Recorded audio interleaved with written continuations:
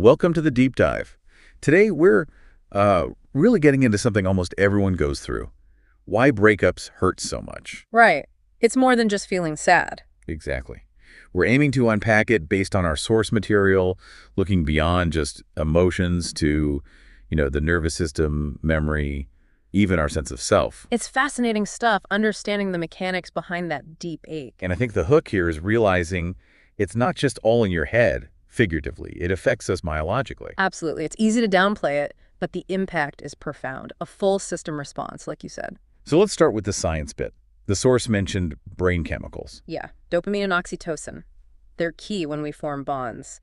They flood our brains, create pleasure, connection. They basically reinforce the relationship. Okay, get this. So dopamine, oxytocin, feeling good, connected. Then the breakup happens. And that flow, it just stops suddenly. Like turning off a tap. Pretty much. And the brain reacts to that absence. It can trigger a response. Well, it's got similarities to withdrawal. Withdrawal, like from a drug. In a neurological sense, yes. Your brain got used to that chemical cocktail, and the sudden change really throws things off balance. Okay, that explains the intensity. Yeah. And you mentioned it's not just emotional pain. The sources link it to actual physical pain. That's one of the most striking points, the neural pathways in the brain. Yeah. The ones that light up when you, say, stub your toe.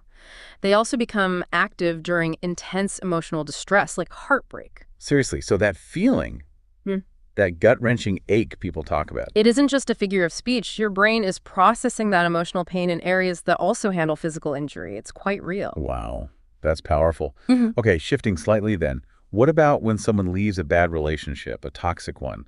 Why does that still hurt so much? Seems like it shouldn't, right? Right. It feels counterintuitive, but this gets to something really important about how our brains work. Which is? Familiarity. Even in difficult, maybe unhealthy relationships, we build patterns, routines. There's a certain predictability. Even if the predictability is negative. Exactly. The pain of the breakup, even a necessary one, is often tied to losing that structure, disrupting those ingrained neural pathways. It's the loss of what was, however imperfect. Our brains often resist that kind of change. So the brain kind of prefers the devil, in a way. That contributes to the pain. That seems to be a big part of it, yes. The known, even if it's painful, can feel safer to the brain than the complete unknown of being alone or starting over. That's a really key insight. It helps make sense of a lot. And linking this back to anyone listening who's going through it, it's so important to get that these intense feelings are, well, normal. They're a human response. Definitely. It's wired into our biology, our psychology. Right. Feeling this pain isn't weakness. It actually shows our capacity for connection, for bonding deeply. Yeah, that's a good way to frame it. Okay, so let's recap quickly.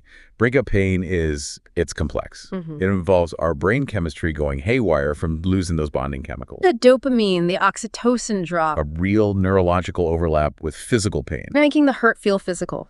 And our brain struggling with losing familiar patterns, even the not-so-good ones. That covers the core of it, and the sources also offered some, immediate grounding techniques for when it feels overwhelming. All right, practical tips. Good, what were they? Simple things, really. Focusing on your breath. Mindfully noticing your senses, like, what do you actually see right now? Hear, smell. Bringing you back to the present moment. Exactly. Or even just some light physical activity, anything to kind of anchor you when your thoughts are spiraling. Simple, accessible things. Good to remember. Yeah. Okay, so as we wrap up this deep dive, here's maybe a final thought to leave with people. Yeah. Considering all this, the biology, the psychology behind heartbreak, could just understanding this whole process, knowing why it hurts so much, could that itself be the first real step toward healing and maybe building healthier connections later on? That's a powerful question to ponder. Understanding can definitely shift perspective. Definitely food for thought. Thanks for diving in today.